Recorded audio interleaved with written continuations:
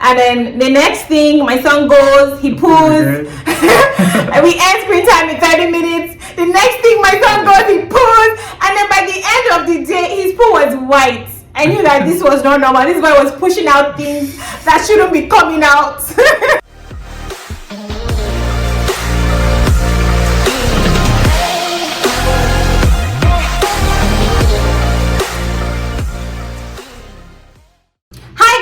Hi guys! Welcome to our channel. We are the Amadasuns. I'm NG. And I'm Moody. Yes.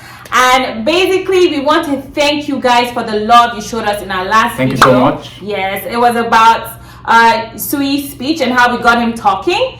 And if you haven't watched the video, click on that link and you'll be able to be redirected to the video on how we taught our toddler to talk. So right now we're just going to get to it. We're going to talk about the potty training experience we had. We started off with him being non-verbal, fear of releasing the pee. He had a fear of pooping. And when we were traveling, finally night training, which is where we currently are at. And yeah, remember to subscribe. Alright, so the first thing we're going to talk about was our first issue. So when we started potty training, Sui was non-verbal, like I said, and we had to figure out how to let him know how to potty. So the first thing we did fall back on is the book, Oh Crap Potty Training book. So now, one thing the book did teach was you always have to catch them mid-pee. Don't go putting them on the potty every 30 minutes, every 1 hour. The whole idea is that you're trying to get them to associate the urge. Yeah, a connection between the potty, peeing and the potty, right? Exactly, the urge to pee and sitting on the potty. Yeah. So you definitely have to make sure that you only take them while they're peeing. So it's messy, but it's the best thing, especially when a child is non-verbal, so that it clicks, because you cannot explain this with words of mouth. So I would mid-pee, I would catch him, take him to the potty. He was scared and confused, and I would tell him, I would point at his penis and say, pee, and then I would point at the potty. And by the end of the day, he started dancing, and I told him, so you need to pee. And then he looked, he went, he sat, and then, I mean, he needed to pee, but he still needed that motivation to pee. But he got the idea. So the next challenge we faced was getting Sui to release the pee. The author of the OCPT book, she had a video on YouTube, right? Yeah. Where she gave us some recommendations or tips, which was one of them that worked for us was putting we had to run the tap and just to in the water, so run the tap, or sometimes pour water on his penis and just for him to be able to release and horse lips. All that that kind of helps them release it. You can check out her video, and I'll probably put a link down there. You can watch her video to see what works for you. So that worked for us, and after a while it just started to flow. Alright, so Sui had this issue with pooping just because he had constipation issues earlier on. Before he started potty training, we were giving him prune juice, we were giving him coconut oil, things, high fatty stuff and high fiber stuff, just to make sure that the poo comes out soft on his first attempt. That worked. So that happened, but there was still that fear, and it was a vicious cycle. From fear of potty to holding it back to constipation. Constipation led to hard stools, painful stools, and then the fear of potty. Look. No, baby. It's coming out. It's coming out. Good job. We tried singing. Let it go. The whole buggy did the mouth. And as you can see, my son was having fun as we were singing. And eventually what worked was rewards.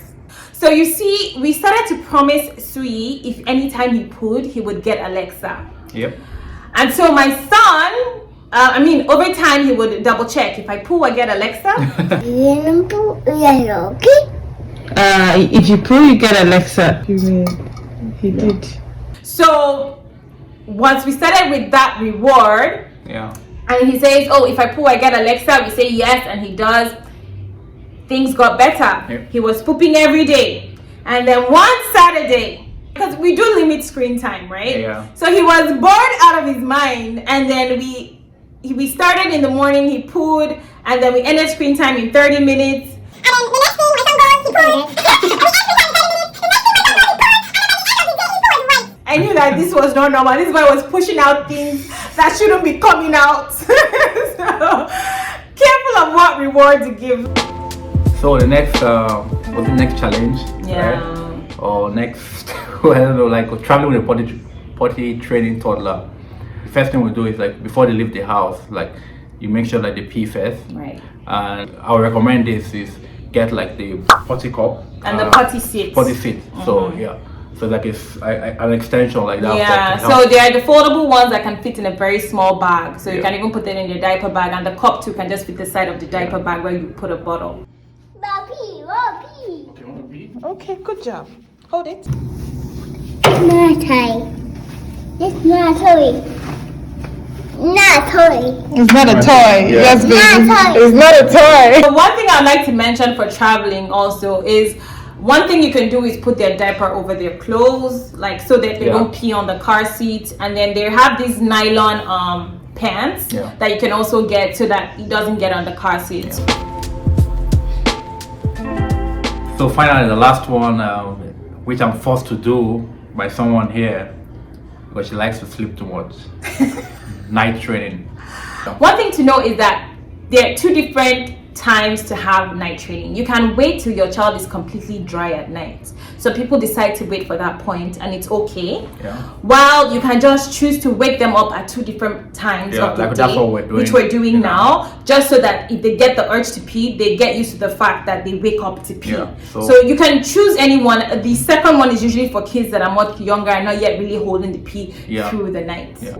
If you choose our way where he wasn't completely dry at night, you need to taper down water. More water in the day, less at night. Yeah. Yes, and then you would have to wake them up based on your judgment, yes, on how when they pee at night. So I think it was through attempts. So I was waking up maybe 4 times at night, and he was waking him up maybe 4 times at night, and then it turned out that he would be resistant and getting angry, like, why the hell are you waking me up so much? So because of that, like, we started like tapering it down. We noticed, okay, he actually did pee around 2. He didn't pee at 12 when we took him, but he peed at 2 when we took him. And he didn't pee again till morning, even though we took him twice. So Sui is like 2 and you said 5 or sometimes 7. So yes, so you use your judgment to wake them up to pee, and that's pretty much it. So good luck, guys, with potty training. If you want us to tell you the step-by-step way in which we got him potty trained, Sui is fully potty trained now. So if you want to know, let us know if you want us to make that video. We'll tell you the step-by-step process. This video was just to pretty much let you know how we overcame certain obstacles and challenges. Because I am in a lot of mom groups, which I've come to realize a lot of moms are also dealing with, and which is pretty much the foundation of this channel. Problems we see people having, right? And we just feel like, why don't we share how we figured it out? So thank you for watching. Yes. Please don't forget to hit the subscribe button. Again, hit the subscribe button. So come and say hit the subscribe button. You want more prune juice, please? Good job asking, baby.